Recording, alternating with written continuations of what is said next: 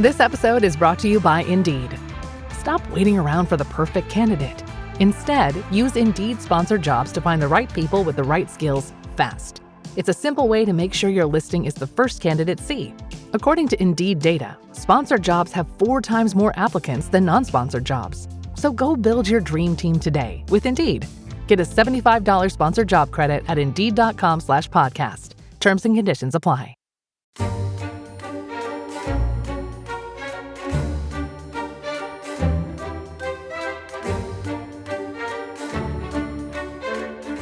It is said that Scipio Aemilianus, as Carthage was going up in flames, its annihilation almost complete, gazed at the city in its death throes and openly wept for his enemies.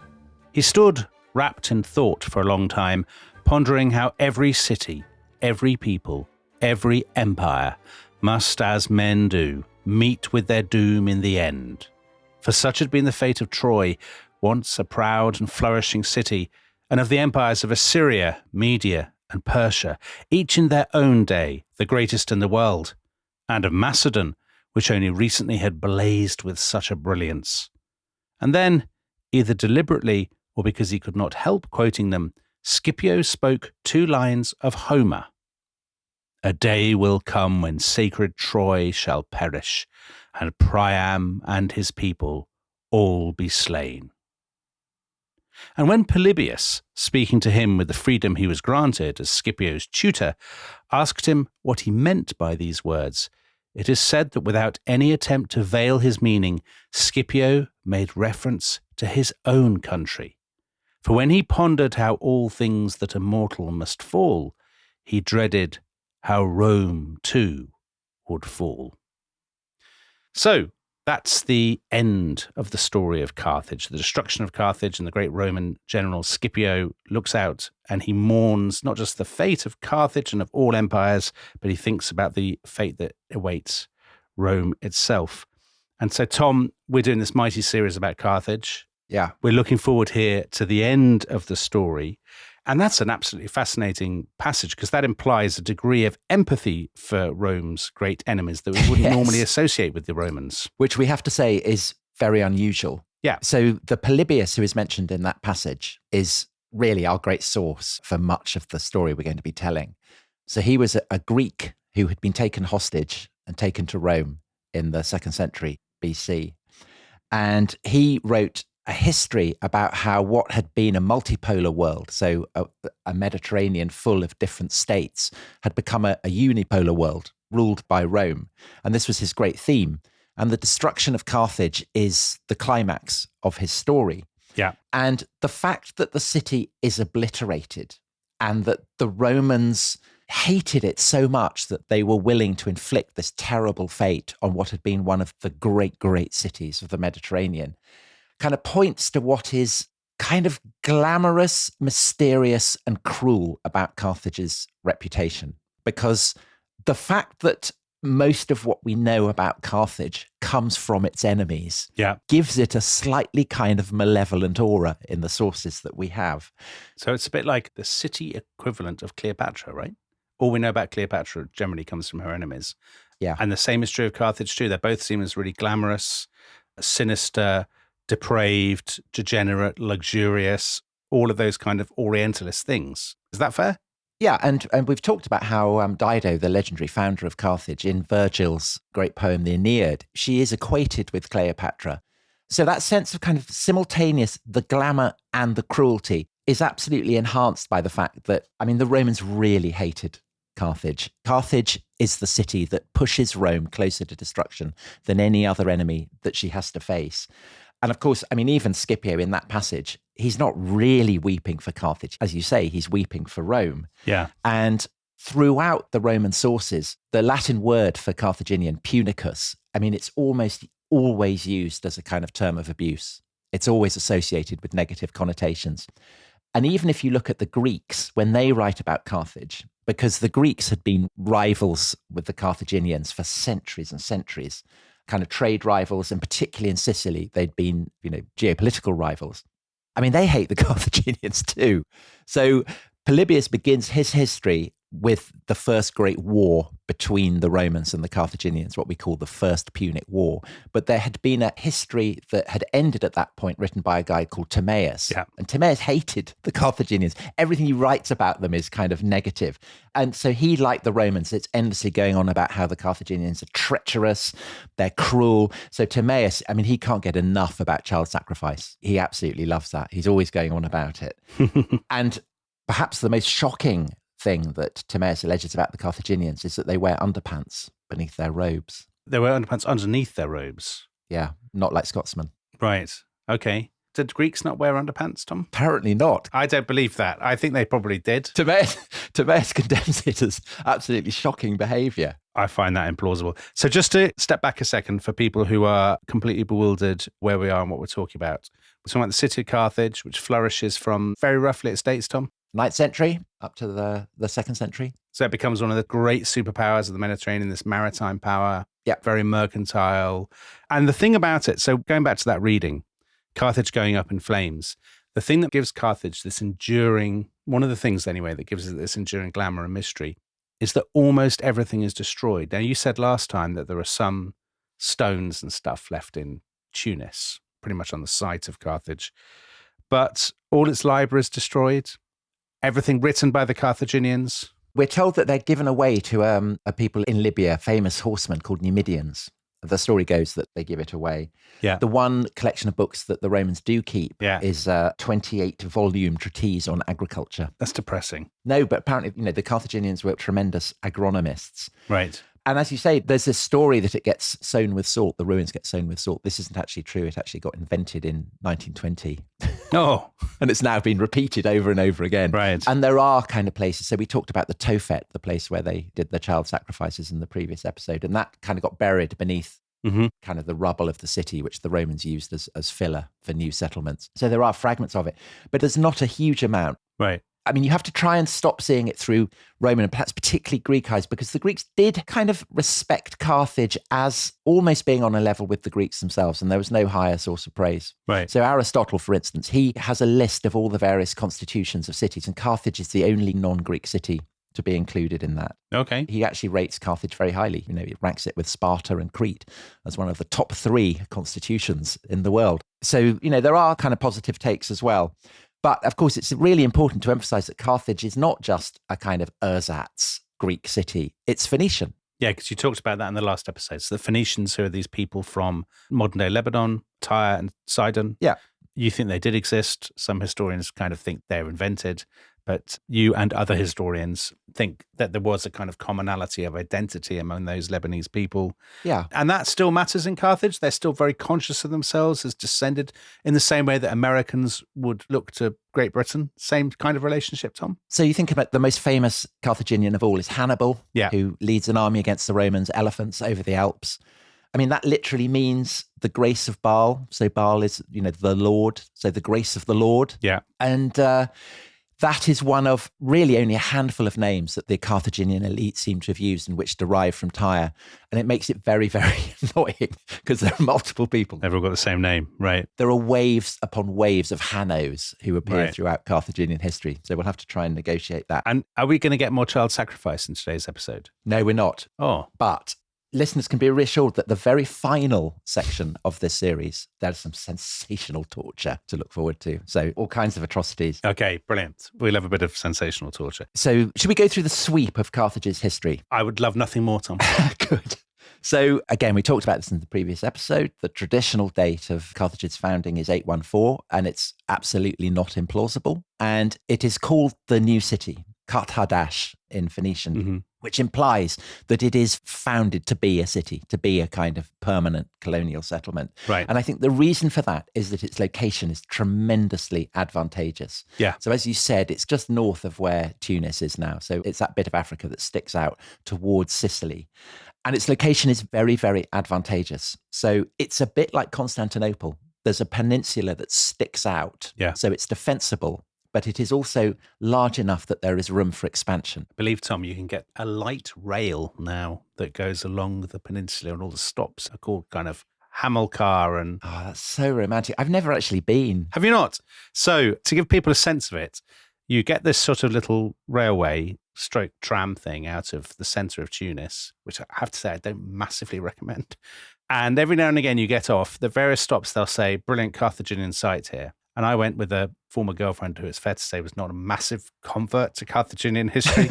Punic history. So we'd kind of get off this and we'd walk a little bit, and there was like a sort of what looked like a kind of disused bit of waste ground and a load of old stones hanging around. Oh, I love it. I can't believe I haven't taken my children on a holiday there. And a very sort of garbled little caption would say, possibly child sacrifice things, who knows, and that was it.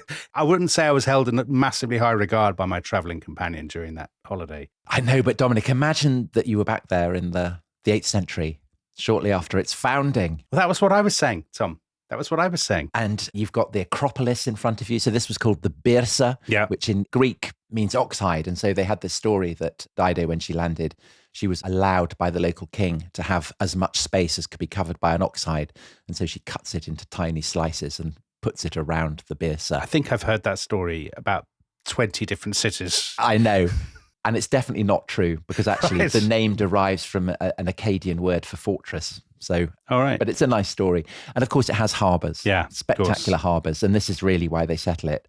But the other thing is that it is perfectly situated to dominate two alternative trade routes. So one, obviously, from Phoenicia in the east, right the way up to Spain in the west, but also just as crucially, north-south. So you've got Sicily, very accessible just across the sea. And then, of course, you've got Italy. So Carthage is perfectly placed to control all this kind of trade. And as a result of this, it grows very fast. And so archaeologists looking at all these fascinating sites that you visited with your girlfriend estimate that probably within a century of its founding, there may be 30, 40,000 people. All right. And it expands so fast that the walls keep having to be knocked down and rebuilt to make room for people. And just, you mentioned agronomy. So the sort of hinterland is very fertile. And actually, you see that today in Tunisia. People probably haven't been to North Africa think, oh, it's probably all desert. It's absolutely not. It's kind of olive groves and lovely fields and all that kind of thing. Yes, and it actually takes time for the Carthaginians to develop this, because to begin with, I think they definitely remain a trading power. They're not kind of particularly expanding into the hinterland, because there are tribes there. Yeah. Bedouin, Tom, surely, or Berbers or something. Berbers, yeah. Yeah. Libyans, they're called, or the Numidians, who we also mentioned. So I think to begin with, it's primarily a trading city. And so this is why Carthage itself, of course, is a colonial settlement, but they then start going out and planting settlements across the Western Mediterranean, so particularly on Sardinia. And these are not towns. These are just kind of trading posts. So rather like the settlements that, say, the Venetians would have put up later, or the Portuguese in Africa. So sort of forts and markets, basically. Yes. And as with the Portuguese settlements, there's a kind of underpinning of violence. So it's kind of bad news for the locals, really. Right. And so by the 6th century, Carthage is no longer colonial relative to Phoenicia. Mm-hmm. And in part, that's because back in Phoenicia, the Babylonians have conquered Tyre. So there's been a long 13-year siege. Nebuchadnezzar takes control of it, the guy who will go on to conquer Jerusalem. And at the same time, there's a kind of collapse in the price of silver, because the Phoenicians have been mining all this silver in Spain, and there's a glut. And so basically the Tyrian economy implodes. Inflation, Tom. Galloping inflation, as with Spain, when they discover silver. Yeah. And so this leaves the field open for Carthage to basically displace the mother country. So again, a bit like America and Britain, I guess. So a sad story. But its imperialism, it's still very Venetian. It's not, say, like the Romans, conquering territory. Yeah. It's still planting settlements and kind of constructing trade nodes. But there is a straw in the wind at this point, because there's a kind of garbled account in both the Greek and the Roman sources, writing much later, of a guy called Malchus. And that has a hint of the Phoenician word for king. And he is supposed to have campaigned very hard in Sicily and Sardinia. And his exploits seem to be slightly exaggerated, but it does suggest that the Greeks are starting to arrive on the scene now.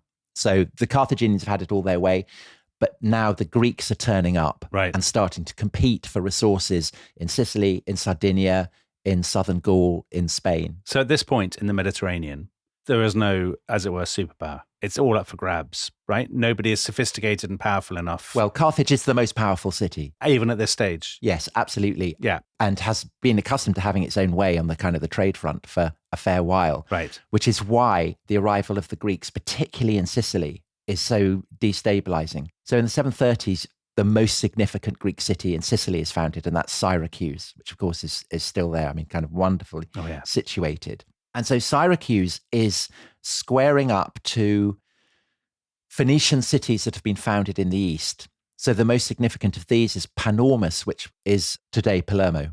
So these are cities that are being founded in places that are kind of absolutely perfect for cities. So Panormus is actually the Greek name for it. Brilliantly, the Phoenician name seems to have been Ziz. Ziz? Which is, That's a brilliant name. Apparently it means flower. Right. So it's such a shame it's not still called Ziz. And the other very significant Phoenician settlement is a place called Mochia, which we mentioned in the previous episode as having a top Tophet. Yeah. Top place for child sacrifice. And a bit like Tyre, it's on an island. And so archaeologists have been able to look at it. You know, they know what it was like in the 6th century. It had kind of incredible dry docks, temples, had the Tophet, of course, industrial zones. And again, it was involved in making dye. So this involves smashing up mollusks and leaving them to dry in the sun. And also it's making garum, which is this kind of fish sauce, fish-based sauce. So I think you could assume that Phoenician cities stank. I mean, you can imagine drying mollusks and drying fish. I mean, that's quite hard. But would they stink more than others, Tom? That's the question. So surely Greek cities would have had their own stench, wouldn't they? But the Phoenicians control the dye market. Right. The Greeks never really work out how to do that. So I think that adds a kind of extra dimension. Extra level, yeah. So Panormus and Mochia, they're not subject to Carthage, but obviously they're under Carthaginian influence. And the sense that Phoenician settlements in Western Sicily are going to be absorbed into a Carthaginian sphere of influence intensifies because, of course, the Greeks are spreading from eastern Sicily westwards, and they are starting to crash into the Carthaginian sphere of influence, the Phoenician sphere of influence. So by 600, you are getting cities that are almost going toe-to-toe with the Phoenicians.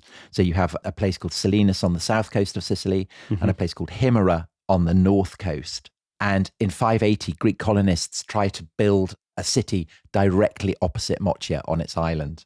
The Phoenicians, they form an alliance, Carthaginians join in, they drive the Greek colonists away.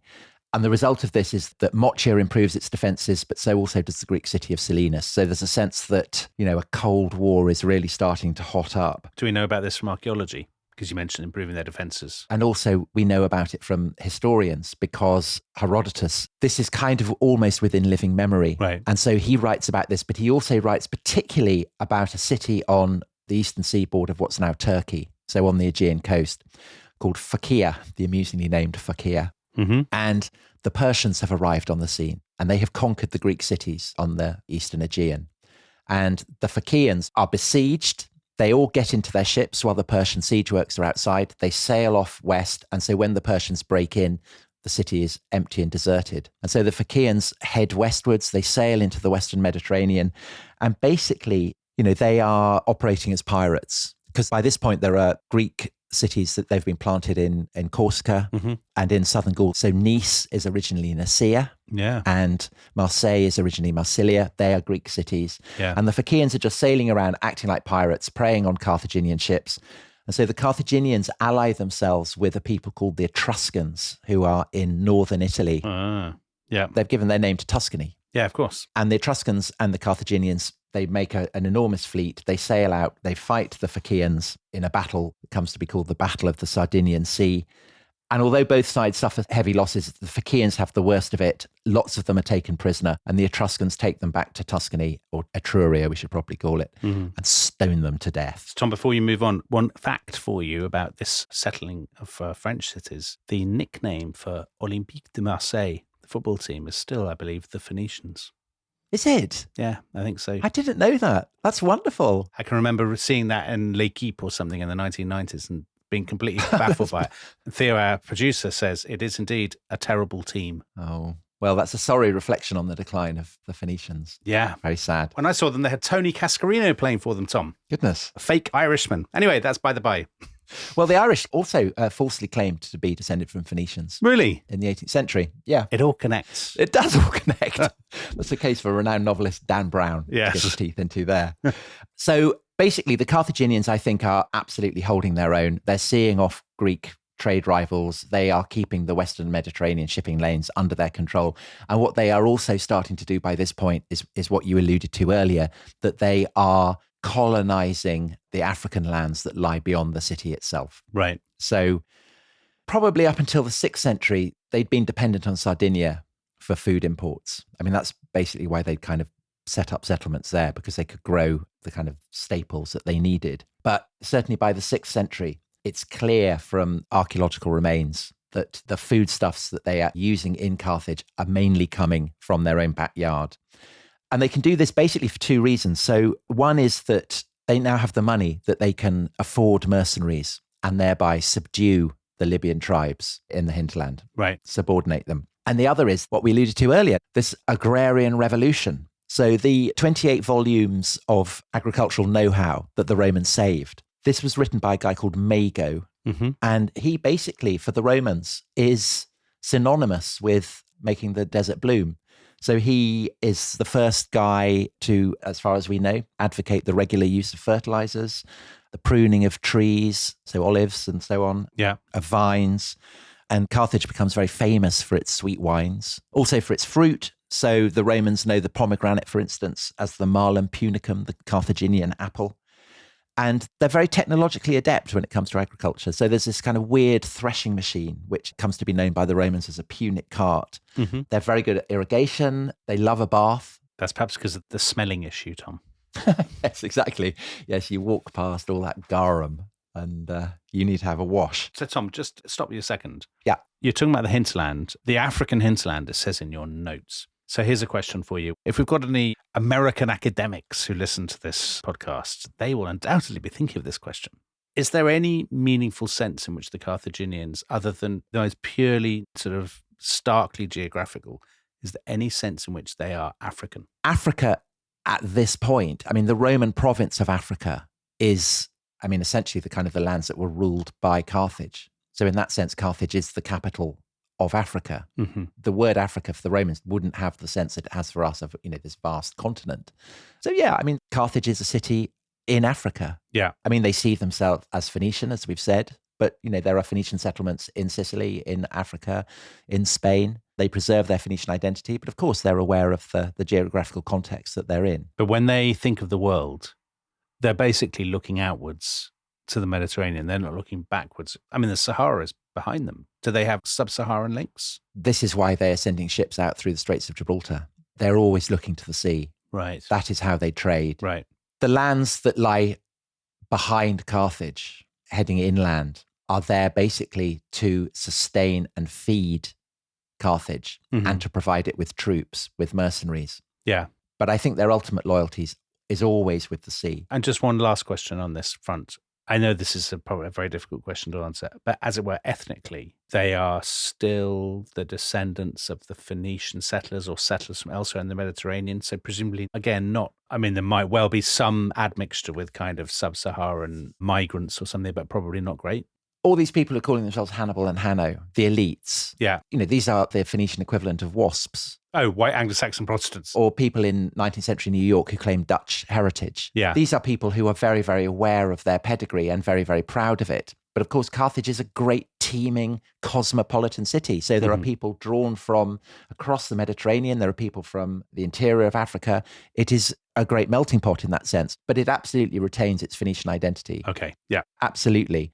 And actually, it is kind of, if there's such a word, Punicizing, Phoenicianizing the interior, because by the 5th century, thanks to Mago and his threshing machines and his fertilizer and all that kind of stuff, what had previously been kind of scrub is really starting to bloom. And Greek visitors from Sicily marvel at the fecundity of it. So to quote, the beauty of the land, its prosperity. There are gardens everywhere. There are orchards. There are irrigation channels filling what had previously been dry and barren with flowing water. And so you were getting country estates, the equivalent of the villas that Roman aristocrats start to build outside Rome. You're finding these as well. And you're getting stud farms and you're getting livestock everywhere. So a Greek visitor to Carthage in, say, the very early 5th century would know that he was visiting a city of impressive and intimidating power. It's very beautiful. It's pretty exotic, and it is potentially a menace. And again, this goes back to what we were talking about at the start of the program, that for the Greeks, Carthage is a place of mystery and fear. Wow, exciting. So, Tom, it would be fascinating to know a little bit more about who ruled Carthage, Carthaginian politics, and the long and dramatic history of Carthaginian imperialism. Let's do that after the break.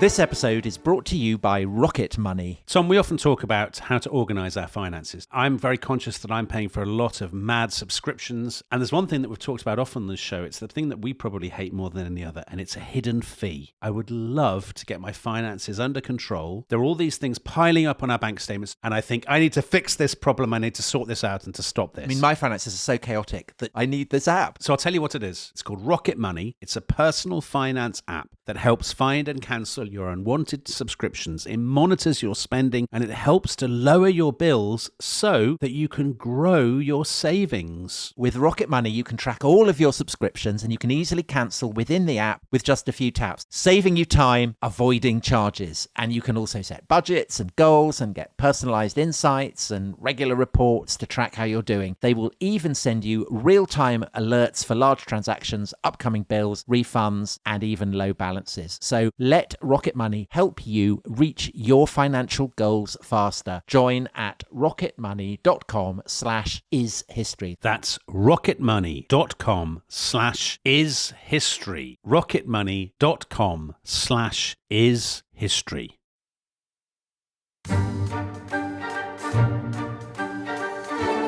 I've been reliably informed that when battle was joined and Hamilcar was having the worst of it, he disappeared off the face of the earth and was never seen again, alive or dead.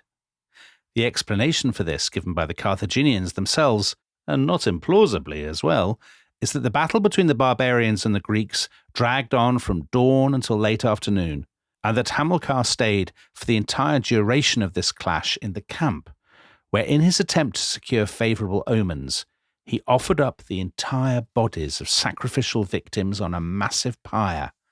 And it so happened, as he was pouring libations onto them, that he saw his troops turning tail, and he hurled himself onto the blaze. The reason, then, that he was never seen again was because he had been burnt to ashes. So that's Herodotus' account of the Battle of Himera, which was fought in the year 480 BC between a Carthaginian army, which was led by the great bigwig of the day, Hamilcar, ends up burning himself alive, and an army from Syracuse, its great trading rival in Sicily, led by its tyrant, who was called Gelon. Yes. Great name. Yeah. So, Tom, by this point, the Syracusans and the Carthaginians, they're the great rivals. This is the great Mediterranean derby. Yeah. Heavyweight clash, Dominic. Heavyweight clash. Heavyweight clash. And Syracuse, which we now think of as an Italian city, Sicilian. So that's the big Greek city at this point. Is that right? Yes, in Sicily. And in fact, very possibly in the whole Greek world. Because 480, of course, is the year that Xerxes, the Persian king, invades Greece, and this is the year that sees the battles of Thermopylae and Salamis. And before Xerxes invades, the Greeks in Greece itself, so Athens and Sparta particularly, know the Persians are coming. And so they send ambassadors to Syracuse to ask Gelon if he will help them face the Persian onslaught. Gelon doesn't really want to do it, but he doesn't want to seem like he's not standing by the Greeks in their hour of need. So he says, yeah, I'll do it, provided I can be commander-in-chief. Right. And the Spartans are not having this, and so they refuse. So Herodotus says that actually Gelon might still have come and helped the Greeks had it not been for the fact that the Carthaginians that summer of 480 decided to launch a massive invasion of Sicily, so of Greek Sicily. And there's no question that the Battle of Himera, which you read in that magnificent translation of Herodotus, was a really stunning Greek victory, because as far as we can tell, no Carthaginian force would invade Sicily again for about half a century after that. And of course, the eeriness of that account of Hamilcar vanishing, supposedly having thrown himself into the flames. I mean, again, this is an absolute riff. Yeah. The Greeks are obsessed with the idea that the Carthaginians are endlessly hurling things, including their children, into flames. So there's a sense, I think, that Hamilcar is condemning himself to a kind of Tophet there, that he's offering himself up as a living sacrifice. So that's mysterious. And this is the Greek obsession with Carthaginians behaving in a kind of, they have the sense that the Carthaginians are unsettling, An alien and eerie. weird, supernatural. Yes. Yeah, exactly. Okay. And there's a further sense of the uncanny about this battle of Himera, which is that numerous Greeks claim that the battle was fought on the same day as Salamis. So there's this kind of dovetailing of Right. the Persian barbarians and the Carthaginian barbarians being defeated at the same time.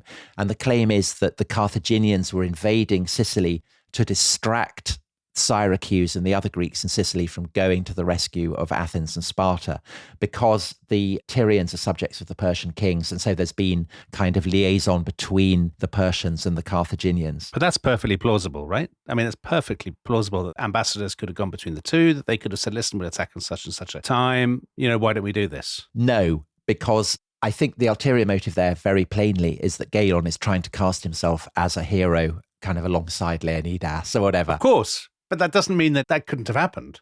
I mean, people do collude all the time in history. But we know enough about how this battle came to be fought that it's very clear that this was nothing to do with a kind of synchronized geopolitical, clash of titans. Hamilcar is not launching an invasion in cahoots with Xerxes. What he's doing is he has a Greek ally called Terillus, who is the tyrant of Himera. They have a very kind of close bond, a sacred bond of guest friendship, as it was called. Yeah. And this guy Terillus has been expelled by Galon's forces. He's been kicked out. And so Terillus goes to his friend Hamilcar and says, would you help me? And Hamilcar says, yeah, sure, I would. And of course, Hamilcar is doing it for strategic reasons. Yeah. He knows how dangerous Galon is, not least because actually, and this shows how the idea of absolute division between Greeks and barbarians makes no sense, because Hamilcar's mother is actually from Syracuse. So he knows the city very well. So he's half Greek. He's half Greek. But more significantly, he belongs to a clan called the Magonids, so descended from a guy called Mago. Yeah. And it's this that enables him to do what he's doing, because he's by miles the most powerful, wealthy, influential figure, to the degree that he's described in many of the Greek sources as being a basileus, a king. And he is operating kind of as a private citizen, going to the help of a friend, doing it for the good of his city at the same time.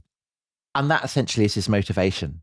And there's a sense, I think, that it's tremendous chutzpah from Galon, because Galon is a tyrant. Mm-hmm. He has crushed the democracy in Syracuse. There's no sense of that. He's made himself its sole leader.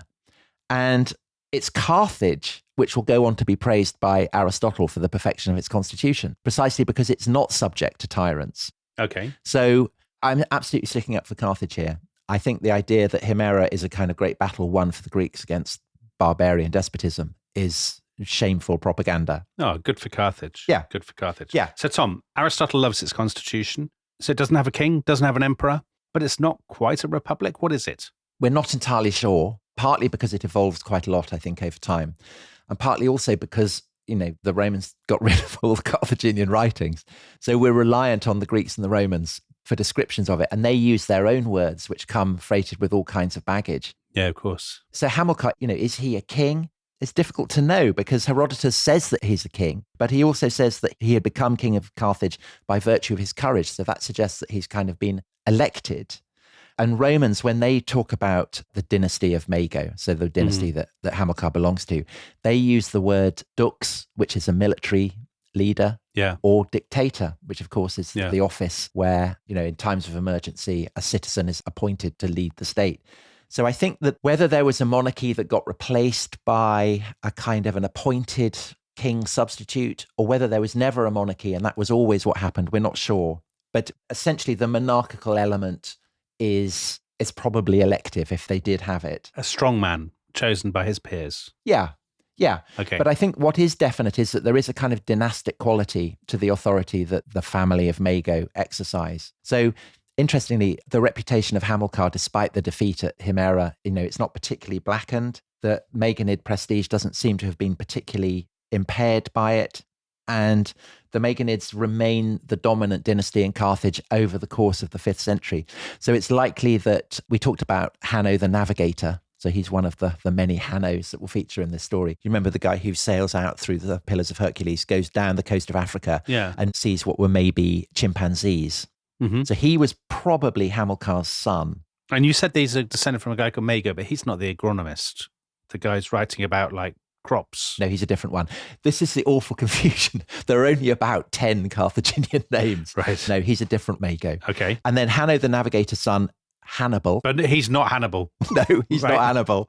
So he goes back on the attack in Sicily and he gets a spectacular vengeance for Himera. So he captures Selinus, which is the Greek city on the south coast near the Phoenician zone of influence, razes its walls completely, and he captures Himera and he obliterates it from the face of the earth. Crikey. So, yeah. And he then, according to the Greeks, he rounds up 3,000 prisoners taken at Himera, and he leads them to the place where Hamilcar is supposed to have immolated himself in the fire. And there he slaughters the lot of them. Oh, my word, Tom. Very strong stuff. As a bloody offering to the memory of his grandfather. But then in the 4th century, it goes wrong for the Magonids. They attack Sicily again, and that's a bit of a shambles. Is that right? It's a complete shambles. And this time, it's not just that the invasion gets defeated, but that the guy who leads it, who's a guy called Himilco, so that's the great-grandson of the Hamilcar who threw himself on a funeral pyre, he commits all kinds of terrible sacrilegious acts. So he's endlessly burning down Greek temples and doing things like that. And so as a result, as the Greeks see it, and indeed perhaps the Carthaginians, his army gets kind of ravaged by an epidemic. They're camped out in front of Syracuse trying to capture the city, and plague just sweeps the Carthaginian camp.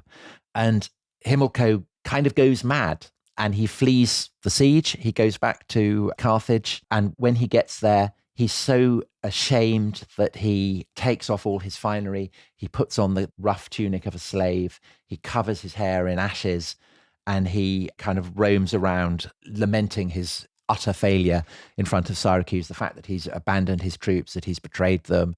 And then he walls himself up in his own house and kills himself. Oh, okay. And so obviously, this isn't good branding for his dynasty. No. And that's like the end of the Magonids. Oh, my word. Yeah, pretty much. Yeah. Terrible way to end. With that story, you have the sense that perhaps something is not entirely being told. Yeah. It seems quite odd. Yeah. Having listened to all this, so the way that the Carthaginians are behaving strikes me as absolutely standard kind of Mediterranean. It is. Great power politics. For all that the Greeks try to paint them as like these weird, sinister, depraved, even the way their constitution works, I mean, it's not so outlandish. It's not as weird and orientalist as we would think, right? I mean, this is pretty standard. Right. And so this is why Aristotle is able to praise it, is able to compare it to Crete or to Sparta. And Aristotle is praising Carthage for resisting kind of tyranny as he would praise a Greek city. Yeah. And actually the backdrop to Aristotle writing about this is a demonstration of the Carthaginian refusal to accept tyranny. So in the wake of the collapse of Magonid power, there's another guy who emerges, and he inevitably is called Hanno. Yes, but of course. As I say, waves of Hannos. Yeah. So he comes to be called Hanno the Great. And it's honestly like a kind of football league where year after year, Syracuse and Carthage are meeting up, and sometimes Carthage wins and sometimes Syracuse wins. But basically they're kind of, they're top of the league. Sometimes, one is at the top, sometimes the other is at the top. The middle of the 4th century, so this is when Aristotle is very much hanging around in Greece. Hanno the Great wins this crushing naval victory over Syracuse, and this kind of redounds tremendously to his glory. He's incredibly rich. It enables him to rule in Syracuse as the dominant figure for about 2 decades. But as the time passes, the Carthaginians become ever more restive, and they fear that Hanno is kind of aiming at, I suppose, what we today would call anachronistically a dictatorship. Perhaps the Greeks would call a tyranny. And so Hanno, it is said, is aware that there are, conspiracies against him among his peers in the Carthaginian elite. And so he invites them all to a banquet to celebrate the wedding of his daughter. And the plan is that he's going to poison them.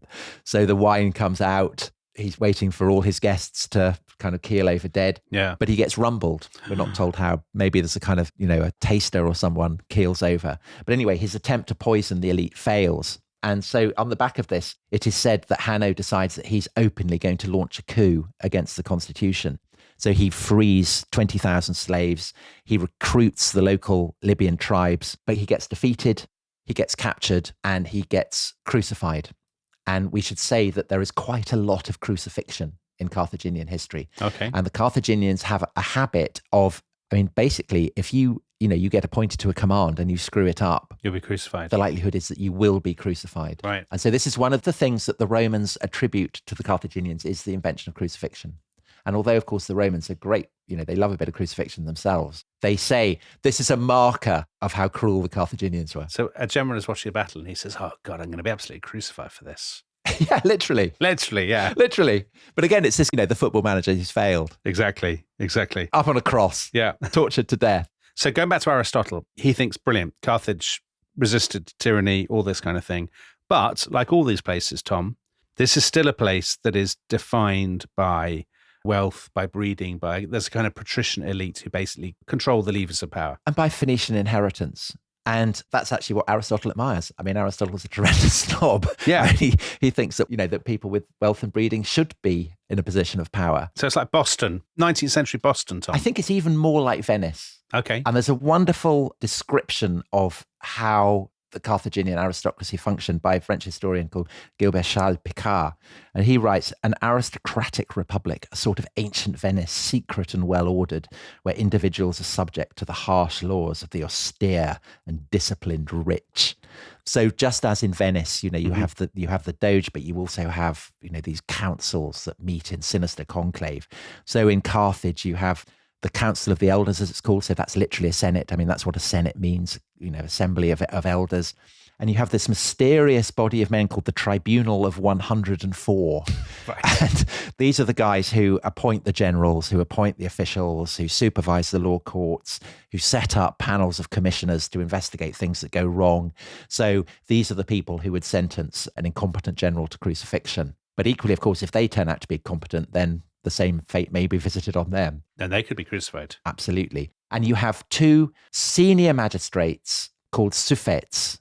It's kind of analogous to the Hebrew word for judge. Mm-hmm. And they're kind of like consuls. Yeah. So the Romans have consuls. They are magistrates who are elected in pairs and they serve a term of office for 1 year. And there's a popular assembly as well? There is also a popular assembly. So there is also a kind of democratic element as well. So it's a kind of complicated system that does nevertheless seem to work. And I think the reason for that is that, it is above all a city of merchants. And everyone in Carthage recognizes that the wealth and the power of Carthage is founded in its commercial aptitudes. And so people at the head of the state recognize what the goals of Carthaginian policy have to be. I mean, Carthage has to kind of keep markets open. It has to open up new markets, whether that is by, at the point of a sword or by kind of imposing trade treaties on kind of distant parts to monopolize the exploitation of these various territories. If you can't have a monopoly, then you establish pacts that will determine how much things should be sold for, to ensure the freedom of the seas, to abolish piracy, to cut down kind of rival powers. Yeah. All these kind of things. These are the constants of Carthaginian policy throughout its history. But by the 4th century, I think you are starting to see a kind of move from that kind of Venetian, Portuguese policy of imperialism to a more Spanish approach. Or dare one say a Roman one. So those Phoenician settlements in the west of Sicily, so Panormus and Mochia, for instance, mm-hmm. by the 4th century, they have basically been absorbed into a Carthaginian empire. And at the same time, Carthage is also planting colonies in Sicily of its own directly to maintain its control. Because, of course, you've got Carthage on the African side of that strait, and you've got Sicily, the western side of Sicily. Carthage absolutely needs to control those seas, because without it, its trade will be throttled. So the major city that it founds in this period is what's now Marsala, as in wine. The wine, Nelson's favorite wine. Yeah. But was known by the Romans as Lilybaeum. And this is founded in 397 after the Syracusans had captured and obliterated Mochia, the foul-smelling city on the island with its garum factory. And Lilybaeum is founded to be a kind of, a sanctuary for people who had fled Mochia. But also it's settled by lots and lots of Carthaginian colonists. And it's basically the westernmost point of Sicily. And it has massive walls, so kind of 20 feet, has a great big ditch. It's built to be completely impregnable. And this idea of a Carthaginian empire that is simultaneously Phoenician, I think is exemplified by the fact that this is the point when the Carthaginians introduce their coinage with the palm tree on it. And the Greek word for palm tree is phoenix. And so there's a kind of allusion there to the idea of the Phoenicians. So they're still, even at this late stage, very much into the kind of Phoenician heritage. They are, because it provides a way of allowing what had previously been independent Phoenician settlements to feel that they have a kind of stake in what effectively is becoming a Carthaginian empire. Yeah. And if they capture Greek cities, so they capture Selinus, for instance, on the south coast, it had always been a kind of thorn in the Carthaginian side. They capture that and they plant a Phoenician garrison on the Acropolis, and other Greek cities are made tributary. So that basically in this period, the fact that Carthage rules the western half of Sicily is being established by treaties that are being signed with, Syracuse and with other Greek cities in the east. And so we're now into the age of Alexander the Great. Yeah. And so I think that by this point, Carthage is kind of becoming an empire in a way that would be recognizable, say, to Alexander. Yes. So Tom, Alexander obviously never did conquer Carthage, but he was said to have thought about it. And presumably that reflects a wider ambition among sort of Greek warlords, as it were, that they think, let's bring Carthage down. Carthage is a prize worth taking. Well, I mean, I think obviously what Alexander's example does is give to other Greeks the notion that going off and conquering great empires, what a tremendous thing to do. And Carthage is a kind of obvious one. And so, say in Syracuse, as we've said, the Syracusans are endlessly going to war with Carthage, but there is this sense that it's kind of like a sport where, it's governed by rules. Neither one is trying to knock the other one out. But in the wake of Alexander and his successes, you have this guy called Agathocles, who's actually very humble stock. He's a kind of a son of a potter, but he rises to become the tyrant of Syracuse. And he actually ends up invading Africa. This is the first time that a Greek army has landed in Africa. And at one point, it looks as though Carthage is going to fall to Agathocles. And if that had happened, then obviously that would have been a feat comparable to Alexander overthrowing Persia. Yeah. And we're told that Carthage is reduced to such desperate straits by this invasion that they immolate 500 of the children of the Carthaginian elite. In desperation. In desperation. In the event it all goes wrong, there's a kind of uprising back in Syracuse and Agathocles has to go back home, Scarpa's back. And the Carthaginians sign a treaty with Agathocles, which is, it's pretty tough on them. They have to pay a large indemnity, but they survive. And within a few decades, they are back as prosperous, as intimidating as ever. And so Carthage has survived where Persia didn't. Carthage has held off, the Greek adventurer trying to overthrow it. And I think that that's tribute to the fact that it's just a very, very formidable power. Probably we arrive at the dawning of the 3rd century BC. It's clearly the most formidable power in the Western Mediterranean. The comparison that we mentioned in the last episode, we talked about how after the French Revolution, during the kind of French Revolutionary Napoleonic Wars, the French would say, well, we are the land power, we are Rome, and Britain is Carthage. Sort of only interested in money and navies. Is Carthage still similar? So you said that Carthage was becoming more of a kind of land empire with bases and forts and stuff like that. But is it still very, very reliant on its navy rather than its army? Well, to pursue the comparison with Britain, of course, the British are not averse to conquering territory, but they are tending to do it because they need naval bases. And then to maintain their naval bases, they need to control the hinterland and they need to keep the French out or whatever. Yeah. And I think it's rather similar to that. The Carthaginians are not necessarily interested in territory for its own sake, but they are interested absolutely in maintaining their control of Western Sicily, because otherwise they'll lose control of the Straits. They want to keep control of Sardinia. They want to keep control of southern Spain, because without that, they won't be able to maintain the source of their wealth, which is trade. But that is why the French do compare Britain in the Napoleonic Wars to Carthage. And actually, the weird thing is that all the places that you've mentioned, they're the sort of places, you said about Nelson, like in that wine, they're the places that he's always visiting. Absolutely. For the same reason. So the Carthaginians are interested in the same harbours that the British are interested in the 18th century. Yeah. Because if you want a blue water empire, Yeah. you have to have a bit of territorial control. I mean, by this point, I realized that we haven't actually described what Carthage looks like in its heyday. It is a very, very impressive city because it's a very wealthy city. So you've still got, the Byrsa, this Acropolis, which is the kind of the old town. The old city is counterpointed by a kind of grid system. Yeah. That's kind of cutting edge design, the same kind that you have in Alexandria. And if you imagine kind of the Acropolis, the Byrsa, and slopes running down to the sea, the streets look like a kind of fan running down to the shoreline. Further from the old center of the city, you have kind of beautiful villas, you have docks, you have harbors, you have massive arsenals, you have teeming industrial zones, Yeah. you have the Tophet, of course, you have cemeteries. Temples, Tom. Beautiful temples, yes, particularly to Baal Hamon, the great patron, and Tanit, his partner. These are the great patrons of Carthage. But you also have massive bristling walls, and these extend more than 18 miles around the limits of the city.